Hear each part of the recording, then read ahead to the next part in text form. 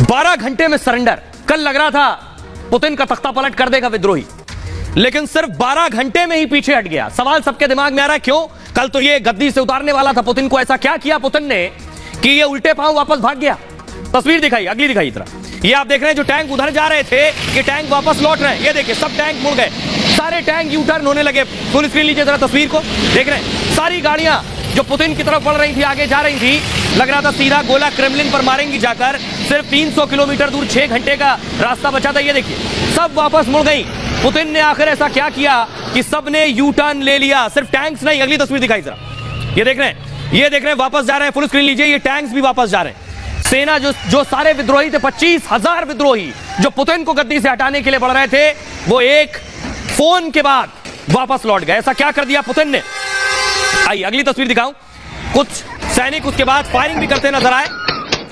ये आप देख रहे हो, ये हवाई फायरिंग कर रहे थे सैनिक वहां। लेकिन सवाल एक बुनियादी है कि पुतिन ने आखिर क्या कह दिया? ये पुतिन का खौफ था, डर था, या कुछ और? देखिए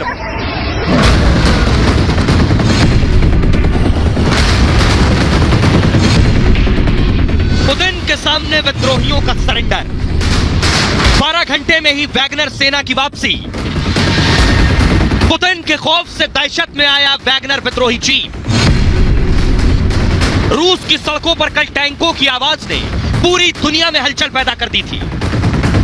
मॉस्को की तरफ बढ़ती सेना की पूरी दुनिया में चर्चा शुरू हो गई थी। जो विद्रोही पुतिन का तख्ता पलट करने वाला था, वो मात्र 12 घंटे में उल्टे पांव दौड़ गया। पुतिन को सत्ता से हटाने का ऐलान करने वाले वैगनर चीफ ने अपनी सेना को वापस बुला लिया। पुतिन ने ऐसा क्या किया जो विद्रोही भाग खड़ा हुआ?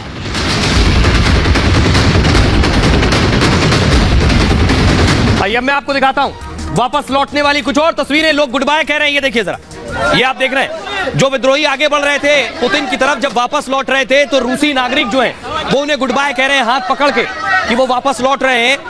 अगली तस्वीर दिखाई जरा। रूस में लोगों को लग रहा था एक बड़ा विद्रोह फिर से अंदर गृह युद्ध छिड़ जाएगा।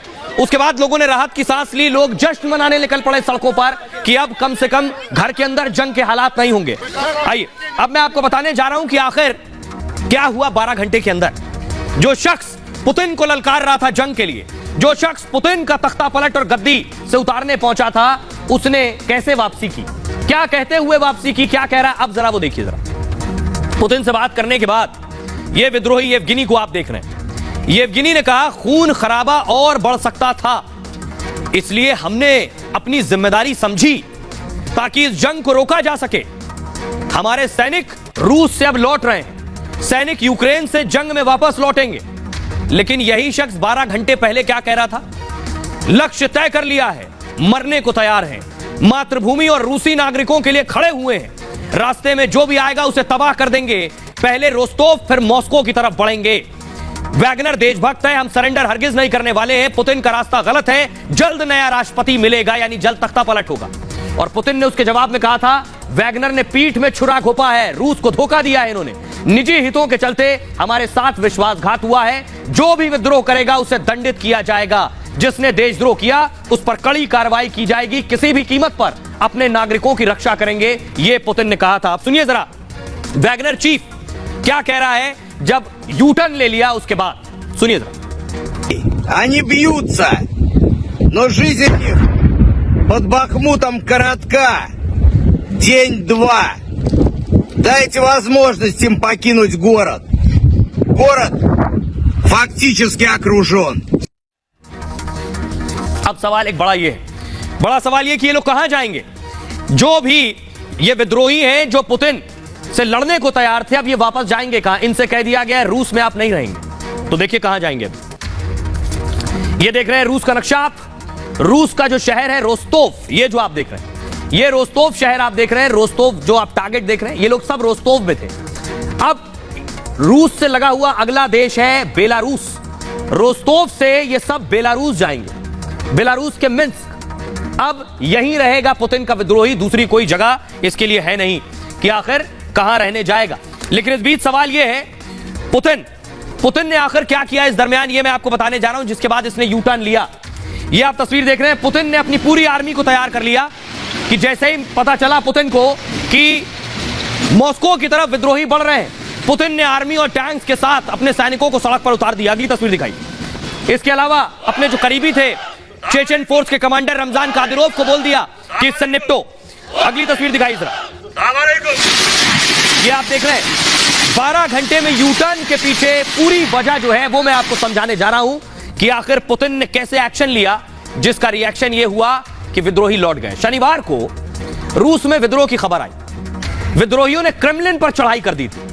वैगनर चीफ ने कह दिया नया राष्ट्रपति मिलेगा रूस को, अब मतलब पुतिन को सत्ता से उखाड़ फेंकेंगे। विद्रोही मॉस्को से सिर्फ 200 किलोमीटर दूर थे। इसी दौरान क्रेमलिन में पुतिन एक्शन में आ गए।